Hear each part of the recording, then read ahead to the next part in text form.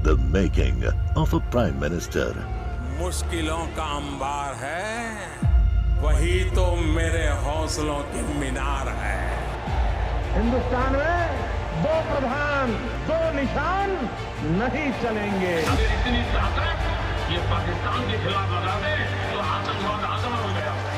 हम चुनौतियों से टकरा रहे हैं। सर्जिकल स्ट्राइक और एयर स्ट्राइक करके नए भारत के सामर्थ्य का संदेश भी दे दिया है। तुम उठो, तिरंगा लहरा दो। जननायक नरेंद्र मोदी के 20 वर्ष पुराने भाषणों पर आधारित एक बेहद लोकप्रिय कार्यक्रम। क्या कहते हैं नरेंद्र मोदी?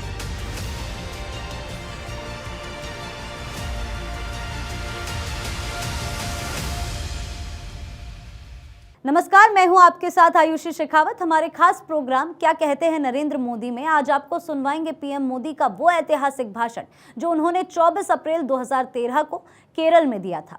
मोदी जी ने अपने भाषण में कहा कि हम पूरे आज़ादी के आंदोलन की ओर नजर करें तो हमारे ध्यान में आएगा कि 19वीं शताब्दी और 20वीं शताब्दी में भारत की आज़ादी के आंदोलन की पीठिका तैयार करने में सबसे बड़ा योगदान किसी ने दिया है तो हमारे संतों ने दिया है, महापुरुषों ने दिया है, सन्यासियों ने दिया है, जिनके पुरुषार्थ के कारण सामाजिक एकता का काम निरंतर चलता रहा। मेरा बहुत बड़ा सौभाग्य रहा कि बचपन में राष्ट्रीय स्वयंसेवक संघ की गतिविधि से जुड़ा और राष्ट्रीय स्वयंसेवक संघ की गतिविधि में एक महत्वपूर्ण संस्कार कार्यक्रम होता है प्रातः स्मरण का।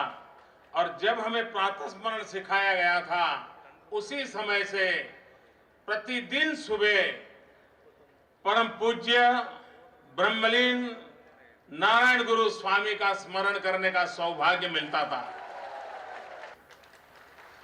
आज देश की जिन समस्याओं की ओर हम देख रहे हैं उन समस्याओं की तरफ नजर करें और श्री नारायण गुरु स्वामी की शिक्षा पर नजर करें तो हमें ध्यान में आता है कि अगर यह देश श्री नारायण गुरु स्वामी की शिक्षा दीक्षा के कदमों पर चला होता तो आज हमारे देश का ये हाल न हुआ होता।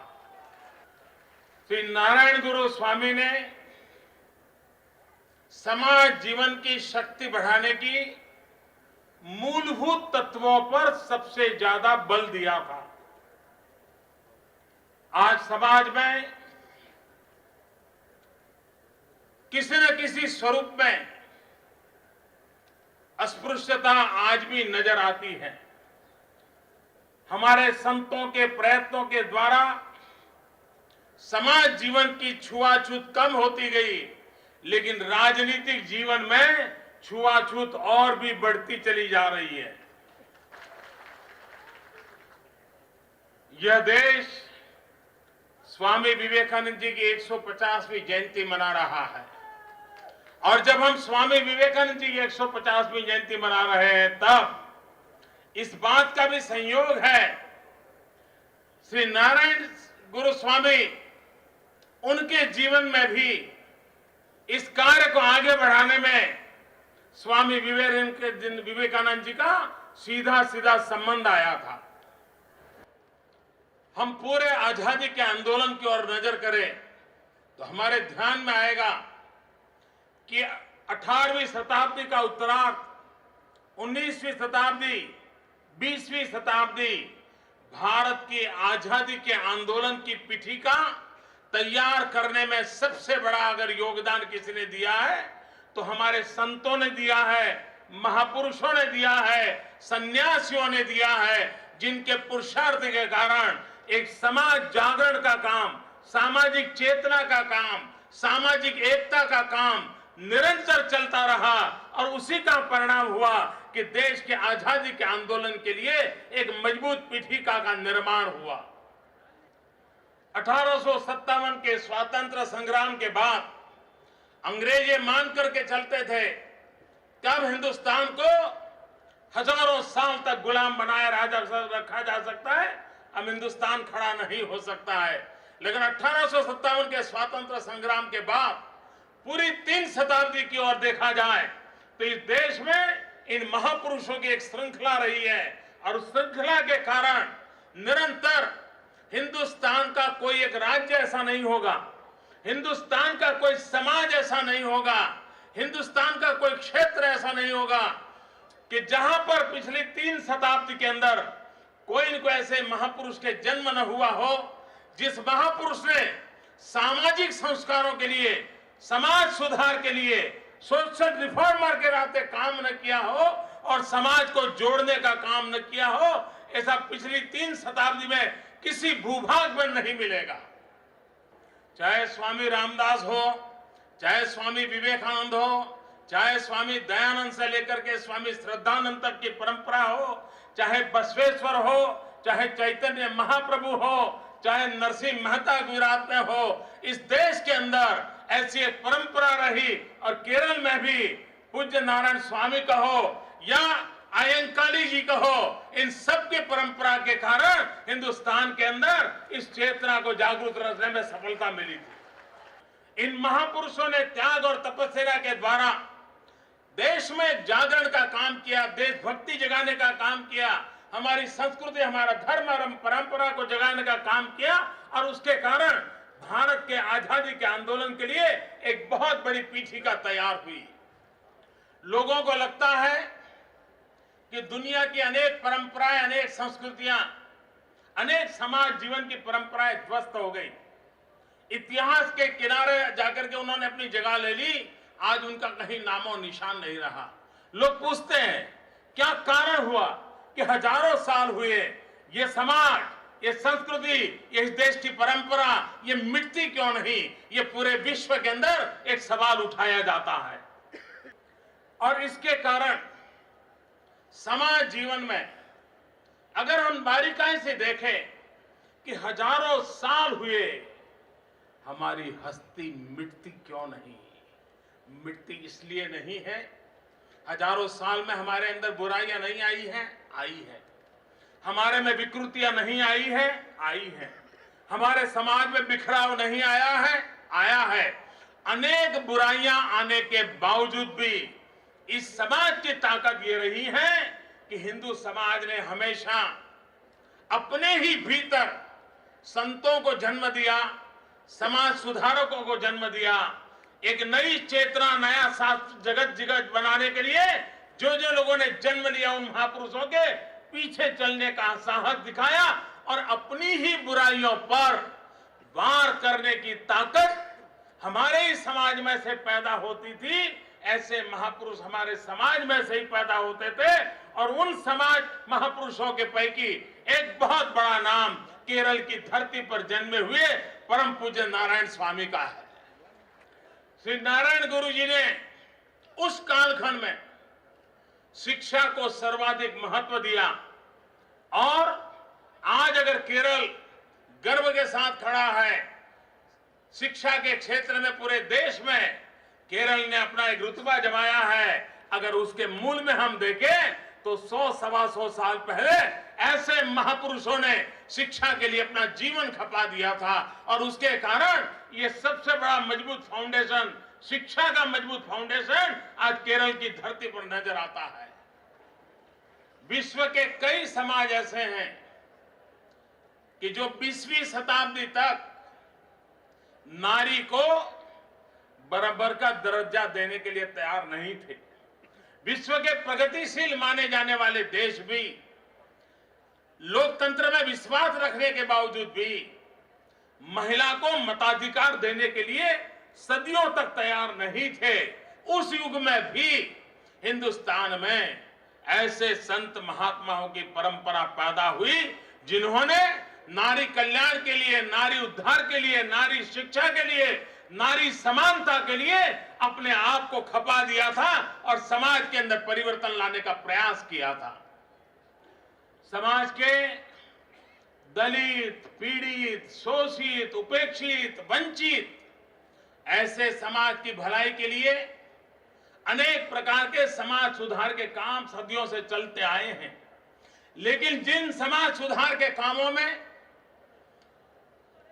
राजनीति जुड़ती है, वहां पर हेट्रेड का माहौल भी जन्म लेता है।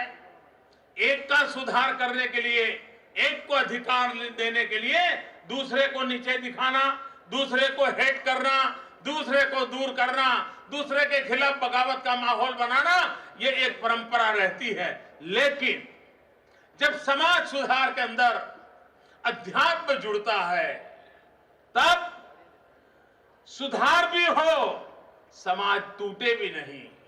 सुधार भी हो, लेकिन नफरत की आग पैदा न हो। समाज में सुधार भी हो, लेकिन जिनके कारण समाज में बुराई आई है, उनको प्रति रोष का भाव पैदा न हो। उनको भी जोड़ना, इनको भी जोड़ना, सबको जोड़ करके चलने का काम जब समाज सुधार के साथ आध्यात्मिक चेतना का मिलन होता है, तब इस प्रकार का परिवर्तन आता है। श्री नारायण गुरु के माध्यम से समाज सुधार और अध्यात्म, इन दोनों का ऐसा अद्भुत मिलन था कि समाज में कहीं पर भी उन्होंने नफरत को जन्म देने का अधिकार किसी को नहीं दिया। हमारे देश में उस कालखंड की ओर अगर हम नजर करें, समाज के अंदर बुराइयों ने जब पूरी तरह समाज पर कब्जा जमाया हो, स्थापित हितों का जमावड़ा इसको बरकरार रखने के लिए भरपूर कोशिश करता हो, ऐसे समय ऐसे संत खड़े हुए जिनके पास कुछ नहीं था, लेकिन बुराइयों के खिलाफ लड़ने का संकल्प था, और वो बुराइयों के खिलाफ खड़े हुए। समाज स्वीकार करे या न करे, वो बुराइयों के खिलाफ लड़ने के पीछे नहीं हटे, और अपने जीवन को उन्होंने पूरी जिंदगी तिल तिल समाज सुधार के लिए घिस दिया। जिस समाज के अंदर ईश्वर भक्ति सर्वश्रेष्ठ मानी जाती हो, परमात्मा सब कुछ ऐसा माना जाता हो, उस कालखंड में भी इस देश में ऐसे सन्यासी हुए, वो कहते थे ईश्वर भक्ति बाद में करो, पहले दरिद्र नारायण की सेवा करो। दरिद्र नारायण भी भगवान का रूप होता है, और उन गरीबों की भलाई करोगे, ईश्वर को वो प्राप्त हो जाएगा। ये संदेश देने की ताकत इस भूमि में थी। लेकिन जो लोग प्रगति करना चाहते हैं, वो सारे देश इन दिनों एक विषय पर बड़े आग्रह से बात करते हैं।